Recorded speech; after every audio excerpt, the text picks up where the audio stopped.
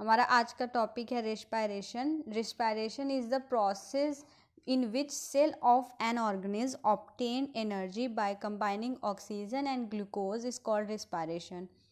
Respiration वो process है जिसमें ऑक्सीजन और ग्लूकोज के कंबाइन होने पे एनर्जी जो प्रोड्यूस होती है उसको सेल्स जब एब्जॉर्ब करती हैं तो उसे रिस्पायरेशन बोलते हैं। सेल्स के द्वारा जो प्रोसेस होती हैं जिसमें सेल का इन्वॉल्वेशन होता है उसको हम रिस्पायरेशन बोलते हैं। इट इन्वॉल्व ब्रीथिंग का प्रोसेस भी इसमें इन्वॉल्व होता है। Respiration are two types, aerobic respiration and anaerobic respiration. Aerobic respiration में क्या होता है, जब ऑक्सीजन के प्रेजेंस में जो एनर्जी प्रोड्यूस होती है उसे एनारोबिक रिस्पायरेशन बोलते हैं। एग्जाम्पल ह्यूमन बींग्स, हमारे में ह्यूमन बींग्स में एरोबिक रिस्पायरेशन होती है। एनारोबिक रिस्पायरेशन यीस्ट में होती है, जब ऑक्सीजन की कमी पे या ऑक्सीजन के एब्सेंस होने पे जो एनर्जी की प्रोडक्शन होती है उसे एनारोबिक रिस्पायरेशन बोलते हैं। Breathing is a process of moving air into and out of lungs by bringing of in oxygen and flushing out carbon dioxide. Breathing वो प्रोसेस है जिसमें एयर हमारे लंग्स में आती हैं और हमारे लंग्स से बाहर जाती हैं। जब आती हैं तो वो ऑक्सीजन होती है और जब बाहर हम सांस छोड़ते हैं तो वो कार्बन डाइऑक्साइड होती है। Mechanism of breathing two types की होती है। एक पहली होती है इंस्पिरेशन जिसे इनहेलेशन भी बोलते हैं। सेकेंड है एक्सपिरेशन जिसे एक्सहेलेशन भी बोलते हैं। इंस्पिरेशन में क्या है, in this process pure air O2 enter into lungs through the nasal cavity, the muscle contract and ribs are pulled upward. मतलब इसमें हम प्योर एयर को लेते हैं जिसे O2 बोलते हैं, मतलब ऑक्सीजन हमारी लंग्स में आती हैं हमारे नोज़ के थ्रू और इस प्रोसेस के थ्रू हमारे मसल्स कॉन्ट्रैक्ट होते हैं और हमारे रिब्स ऊपर की ओर उठते हैं। Expiration, in this process carbon dioxide release by lung to atmosphere through nasal passage. इस प्रोसेस में हमारे नोज़ के थ्रू हमारे लंग से कार्बन डाइऑक्साइड रिलीज होती है एटमॉस्फेयर में। इस प्रोसेस के समय हमारे मसल्स रिलैक्स होते हैं और हमारी रिब्स नॉर्मल पोजीशन में होती हैं। Difference between breathing and respiration. Breathing is a simply exchange of gas taking in O2 and given out CO2। Breathing वो प्रोसेस है जिसमें हम सिंपली ऑक्सीजन लेते हैं और कार्बन डाइऑक्साइड छोड़ते हैं। Respiration is intake of O2 for oxidation of food and giving out CO2। Respiration में हम फूड के ऑक्सीडेशन के लिए इस प्रोसेस में फूड का ऑक्सीडेशन होता है और हम कार्बन डाइऑक्साइड छोड़ते हैं। इस प्रोसेस में जो हमारा ब्रीथिंग का प्रोसेस है इसमें सिर्फ हम सांस लेते हैं और छोड़ते हैं। और रिस्पायरेशन में क्या होता है कि सांस हम कैसे लेते हैं, क्या क्या प्रोसेस होती है, सांस नोज से सांस लेने के बाद वो अंदर जाने के बाद कैसे क्या क्या प्रोसेस होता है और फिर कैसे कार्बन डाइऑक्साइड निकलता है, उस प्रोसेस को रिस्पायरेशन बोलते हैं। Breathing is physical process and respiration is biochemical process. Breathing जो है फिजिकल प्रोसेस है, सिर्फ हम सांस लिए और छोड़े, इसे फिजिकल प्रोसेस बोलेंगे। और रिस्पायरेशन में क्या है, वो बायोकेमिकल है, मतलब हमारे अंदर हमारी बॉडी में जाने के बाद क्या क्या प्रोसेस होते हैं और उसके बाद कैसे कार्बन डाइऑक्साइड रिलीज होता है, इस प्रोसेस को रिस्पायरेशन बोलते हैं। ब्रीथिंग में कोई एंजाइम्स का इन्वॉल्वेशन नहीं होता है और रिस्पायरेशन में एंजाइम्स इन्वॉल्व होते हैं। ब्रीथिंग सेलुलर प्रोसेस नहीं है और रिस्पायरेशन सेलुलर प्रोसेस है। अब हम बात करेंगे रिस्पायरेशन इन ह्यूमंस।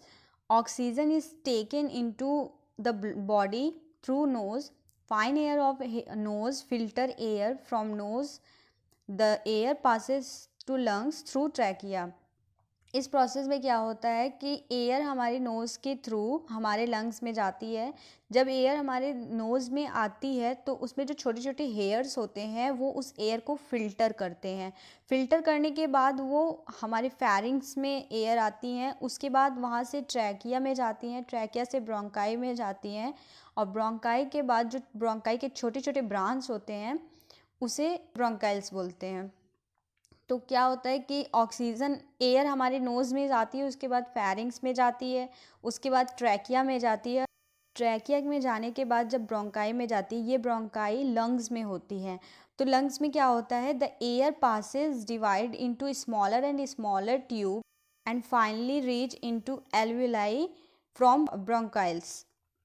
एल्वेलाई में क्या होता है, it is balloon like structure which provide a surface for exchange of gases. The wall of alveoli connect with blood vessels. जो हमारी एल्वेलाई होती है वो बॉल लाइक स्ट्रक्चर होती है।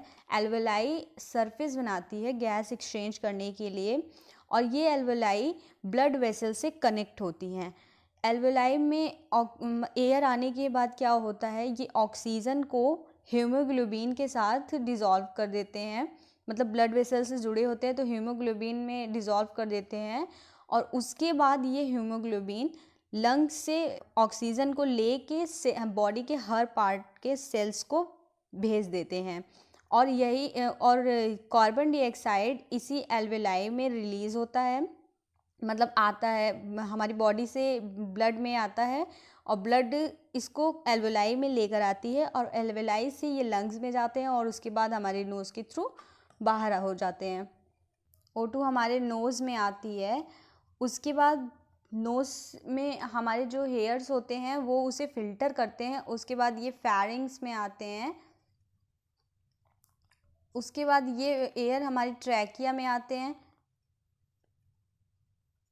ट्रैकिया में आने के बाद ये लंग्स में आते हैं जिसमें कि ब्रोंकाई होते हैं। ब्रोंकाई के छोटी छोटी जो ब्रांचेस होती हैं, इस तरह जैसे ब्लड वेसल्स होते हैं उस तरह ब्रोंकाई के भी जो ब्रांचेस होती हैं उसको हम ब्रोंक्यूल्स बोलते हैं। ब्रोंक्यूल्स में आने के बाद ये जो ब्रोंक्यूल्स की जो ब्रांचेस होती हैं वो एल्वेलाई से कनेक्ट होती हैं। एल्वेलाई में आने के बाद ऑक्सीजन, एल्वेलाई में आने के बाद ये एल्वेलाई ब्लड वेसल्स से कनेक्ट होते हैं, और इसमें हमारी एयर पास होती है, और ब्लड वेसल्स में जाने के बाद हीमोग्लोबिन इस ऑक्सीजन को लेके हमारी बॉडी के हर सेल्स में भेज देता है, और इसी एल्वेलाई में हमारे कार्बन डाइऑक्साइड भी आती है, जिसके उसके बाद ये एल्वेलाई से होते हुए लंग्स में जाती है, और उसके बाद हमारा कार्बन डाइऑक्साइड हमारी बॉडी से बाहर हो जाता है। अब हम पढ़ेंगे respiration in plant. In day time plant carry out photosynthesis and they take CO2 and given out O2। दिन के समय में प्लांट फोटोसिंथेसिस करता है जिसमें वो CO2 को लेता है और O2 उसके लिए वेस्ट होती है, और रात के टाइम वो हमारी तरह रिस्पायरेशन करता है जिसमें वो O2 को टेक करता है और CO2 को गिवन आउट कर देता है। Gases exchange occur in plant through stomata, lenticles and root। Gases exchange जो होते हैं प्लांट में स्टोमेटा के थ्रू होते हैं, लेंटिकल्स के थ्रू होते हैं और रूट के थ्रू होते हैं। स्टोमेटा क्या होते हैं, the tiny pores in plant leave called stomata. जो प्लांट के लीव्स में छोटी छोटी छेद होती हैं, जो पोर्स होते हैं, उन्हें स्टोमेटा बोलते हैं। इस स्टोमेटा के थ्रू प्लांट गैस एक्सचेंज करते हैं। During photosynthesis plant take CO2 through stomata and make glucose and oxygen, but oxygen is waste for plants, so it give out the oxygen outside through stomata। जब वो photosynthesis plant करते हैं तो वो CO2 stomata के through लेते हैं और ग्लूकोज और ऑक्सीजन बनाते हैं, लेकिन ऑक्सीजन उनके लिए वेस्ट होता है, इसलिए वो ऑक्सीजन को स्टोमेटा के थ्रू आउट कर देते हैं, बाहर कर देते हैं। Lenticles, a porous tissue consisting of cell present in bark of tree that help in exchange of gases। जो इसमें जो टिश्यू होते हैं उसमें छोटे छोटे छेद होते हैं, और ये टिश्यू प्लांट की बार्क में, मतलब छाल में प्रेजेंट होती हैं, जिसके थ्रू प्लांट गैस एक्सचेंज कर सकते हैं। Surface of root, in root exchange of gases occur through root hair. Roots में जो गैस का एक्सचेंज होता है वो रूट के हेयर के थ्रू होता है। During respiration plant absorb oxygen and use them with glucose to create carbon dioxide, water and energy. Respiration के दौरान जो प्लांट होते हैं वो ऑक्सीजन को एब्जॉर्ब करते हैं और उसे ग्लूकोज के साथ यूज़ करके कार्बन डाइऑक्साइड, वाटर और एनर्जी बनाते हैं। फोटोसिंथेसिस के थ्रू प्लांट CO2 को लेते हैं और ऑक्सीजन और ग्लूकोज बनाते हैं। ऑक्सीजन उनके लिए वेस्ट होता है, तो वो दिन के टाइम में जब फोटोसिंथेसिस करते हैं तो ऑक्सीजन को स्टोमेटा के थ्रू बाहर कर देते हैं। लेकिन रिस्पायरेशन में जब वो रिस्पायरेशन करते हैं तो वो O2 को लेते हैं और कार्बन डाइऑक्साइड, उसको ग्लूकोज की हेल्प से कार्बन डाइऑक्साइड, वाटर और एनर्जी बनाते हैं। और कार्बन डाइऑक्साइड उनके लिए वेस्ट होता है जिसको वो रात के टाइम में छोड़ देते हैं। रात के टाइम में वो हमारी तरह रिस्पायरेशन करते हैं, O2 को लेते हैं और कार्बन डाइऑक्साइड को स्टोमेटा और रूट या फिर लेंटिकल्स के थ्रू आउट कर देते हैं। तो ये था हमारा प्लांट में और ह्यूमंस में रिस्पायरेशन। हमारा नेक्स्ट वीडियो का टॉपिक है transportation in plants and humans.